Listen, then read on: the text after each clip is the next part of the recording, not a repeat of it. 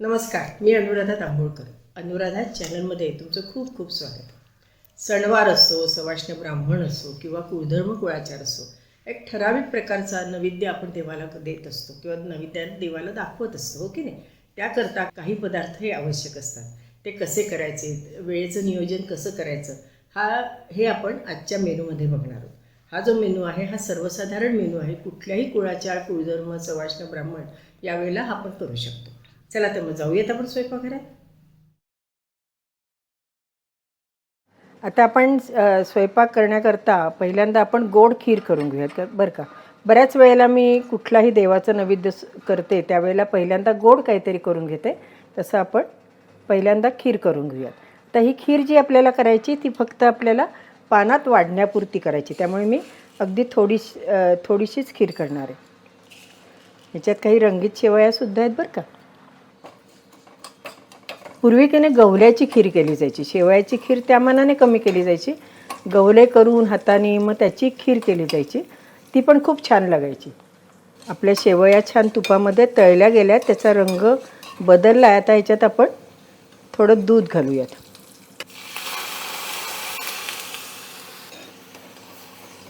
ही आता पानात वाढण्याकरता आपल्याला खीर करायची, त्यामुळे ती घट्ट आपल्याला खीर लागणार आहे. जर वाटीत खीर वाढायला करायची असेल तर ती मग मात्र आपल्याला पातळ केली तरीसुद्धा चालू शकते. आपली खीर शिजलेली आहे. आता याच्यात आपण थोडी साखर आणि वेलदोड्याची पूड घालूयात, म्हणजे आपली खीर झाली. याच्यात गूळ घातला तरी छान लागतो. थोडीशी भाजलेली खसखस घालावी, केसर थोडासा चालतो, किंवा काजूचे तुकडे, बदामाचे तुकडे, जसं आपण छान करू. एखादा पेढा घरात असेल तर तो कुस्करून घातला तरीसुद्धा चालू शकतो. त्याच्यात साखर घातली आहे. थोडंसं दूध लागेल असं मला वाटतं, पण थोडं दूध घालते मी. साधारण आपण 2 चमचे शेवया घेतल्या होत्या. त्याच्याकरता एक चमचा म्हणजे 1 टीस्पून साखर आणि थोडीशी वरती अशी साखर आपल्याला बास झाली, आणि अर्धी वाटी आपल्याला दूध लागलं. आपली खीर झाली. ती आपण आता एका वाटीमध्ये काढून घेऊयात.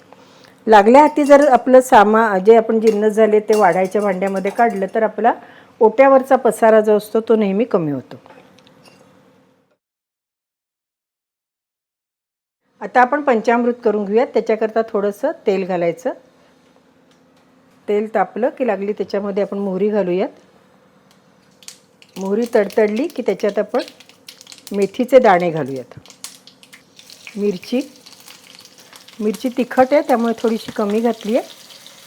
हिंग, थोडेसे दाणे, थोडीशी हळद, थोडंसं लाल तिखट, आणि त्याच्यात आता आपण पाणी घालूया.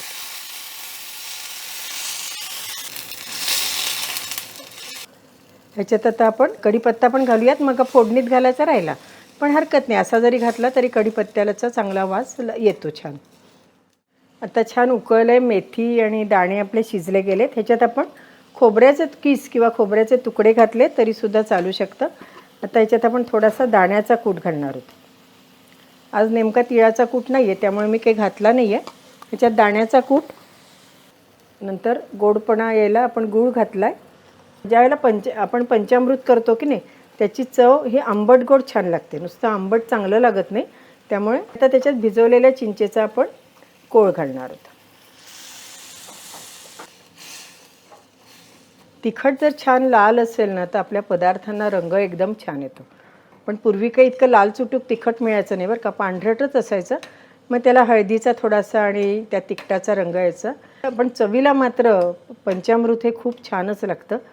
पंचामृत वेगवेगळ्या प्रकारचं करतात. कारल्याचं करतात, वांग्याचं करतात, दोडक्याचं करतात, नंतर सुक्यामेवा म्हणजे काजू बदाम घालूनही करतात. आज आपण जे पंचामृत करणार आहोत ते खजुराचं करणार आहोत.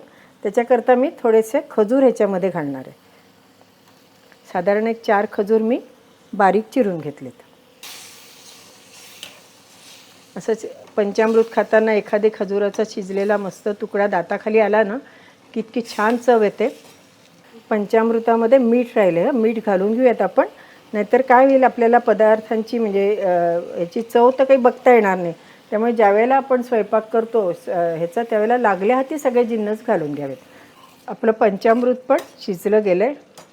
ह्याच्यात आपण ही धन्याची पावडर थोडीशी घालूयात म्हणजे आपल्या पंचामृताला आणखी छान स्वाद येईल. बाकी मसाले काही नाही, मेथी, मिरची, कढीपत्ता आणि धन्याची पावडर, चिंच आणि गूळ ह्याचा स्वाद आपल्या ह्याला छान येतो. आणि त्याच्यात आपण आणखीन खजूर घातले, खजुराचं पंचामृत केलं, त्यामुळे आपल्या पंचामृताची आणखीन चव वाढली गेली.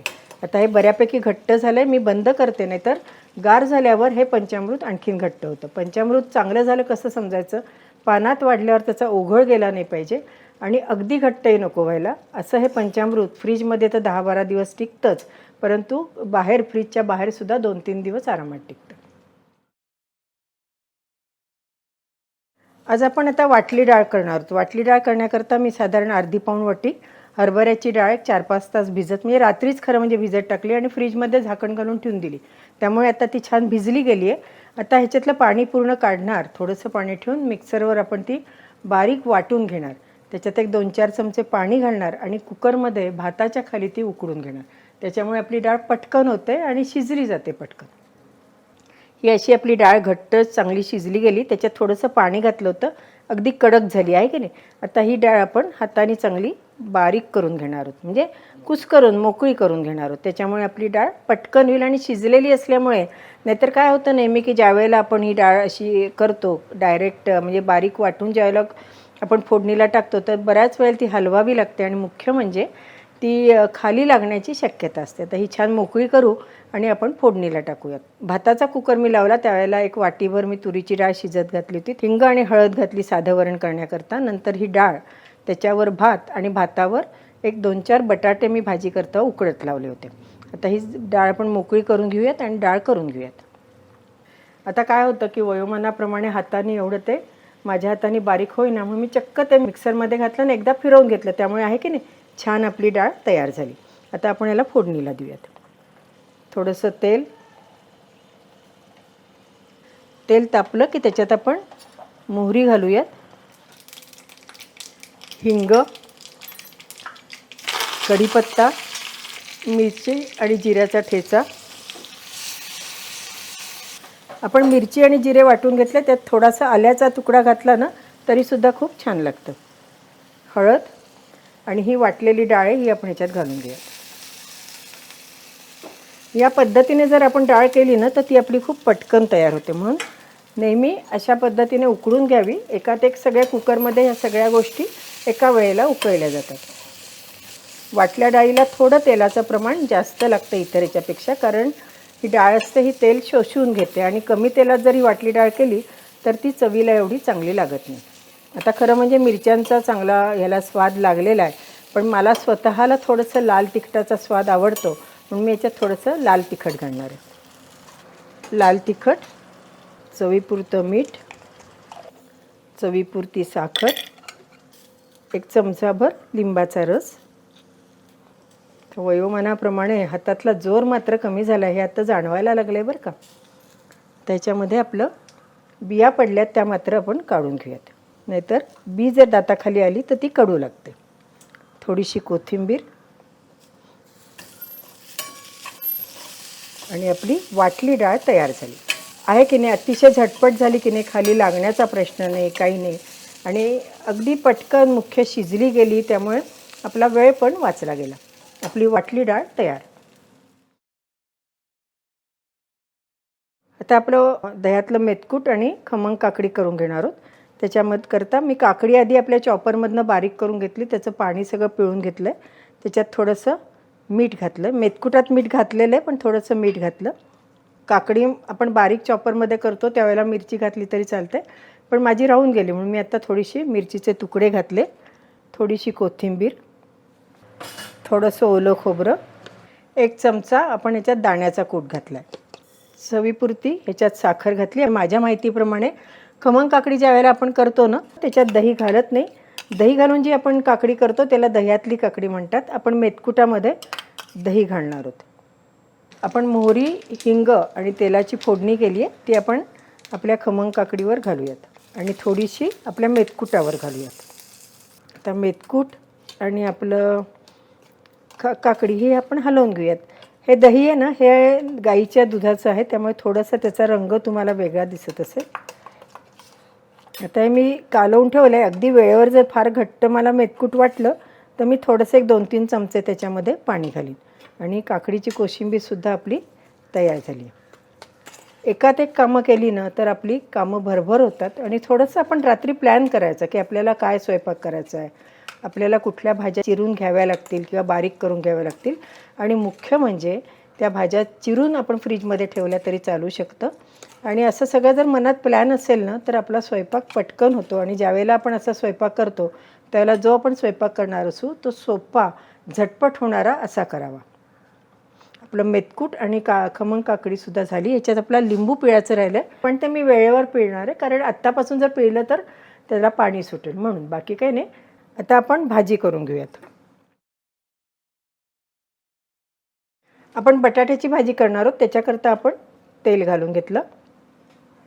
बटाट्याची भाजी आपण मटार घालून करणार आहोत बरं का. सगळ्यांना आवडते की नाही.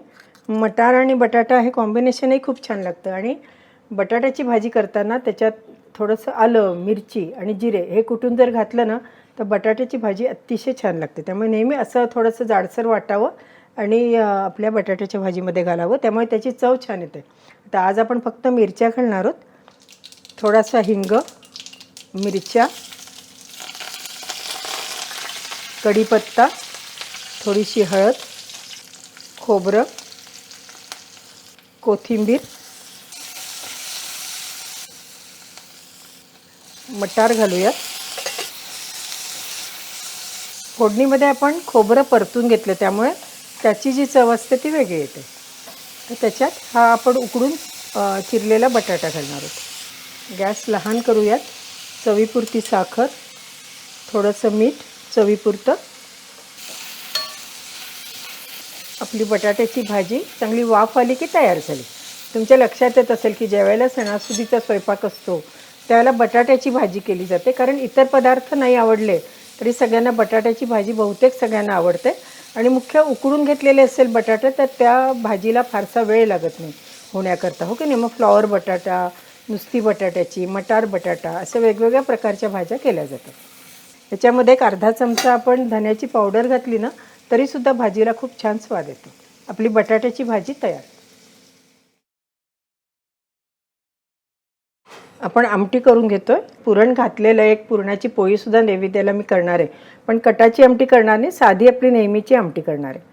अगदी एक चमचाभर तेल, मोहरी, हिंग, थोडीशी हळद आणि लागली आपण ह्याच्यात पाणी घालणार आहे.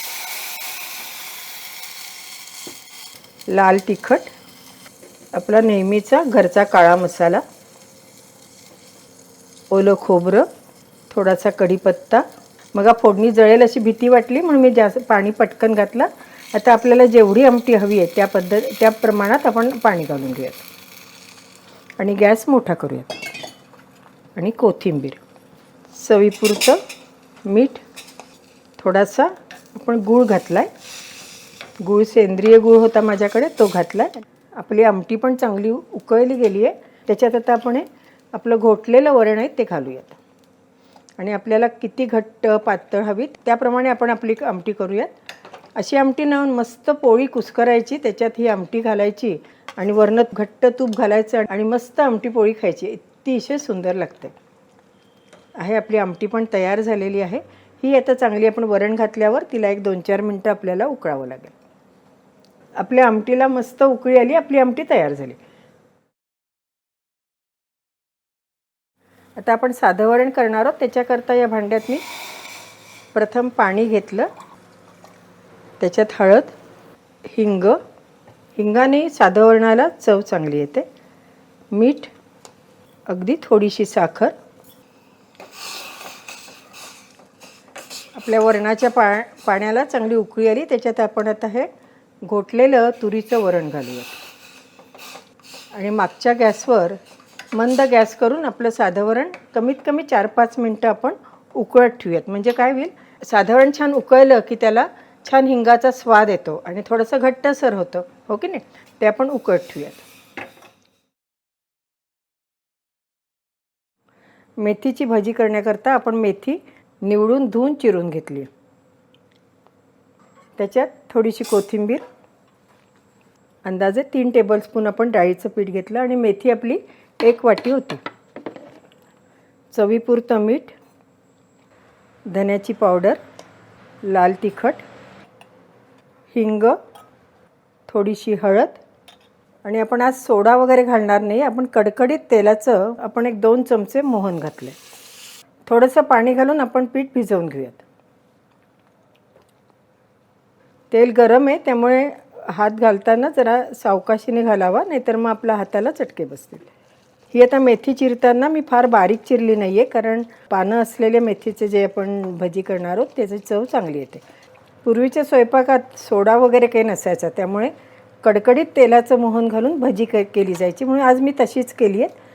मग तो पण आपल्याला एक प्रकार माहिती पाहिजे नाही का. सोडा समजा नसला आपल्याकडे, काही कारणाने असं होऊ शकतं. आणि जुना जर सोडा आपण कुठल्याही पदार्थात वापरला तर त्याचा जे फुगण्याची किंवा फुलण्याची जी क्रिया असते ती कमी झालेली असते. त्यामुळे नेहमी अशा वेळेला कडकडीत तेलाचं मोहन दिलेलं केव्हाही चांगलं. आता आपण आपले भजी तळून घेऊयात.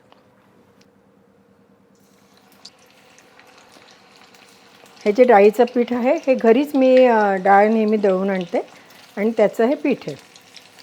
सोडा घालून जर आपण कधी भजी किंवा समजा बटाटे वड्याच्या सुद्धा वरच्या आवरणात सोडा घालून जर आपण तळलं तर त्या तेलाला नंतर वास येतो आणि मग ते तेल आपल्याला कशात वापरायचं प्रश्न पडतो. म्हणून भजी करताना किंवा काही तळ नसेल तर मी ही लोखंडाची कढई वापरते.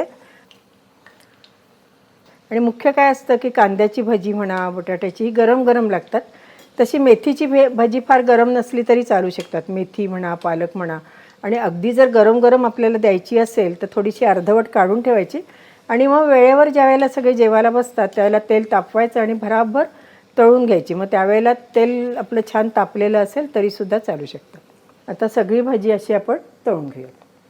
अशी आपली आता भजी तयार झाली आहे. आपला सगळा स्वयंपाक तयार झाला. नैवेद्याचं ताट आपण तयार केलं आहे. त्यात काय काय वाढलं आहे ते बघूयात बरं का.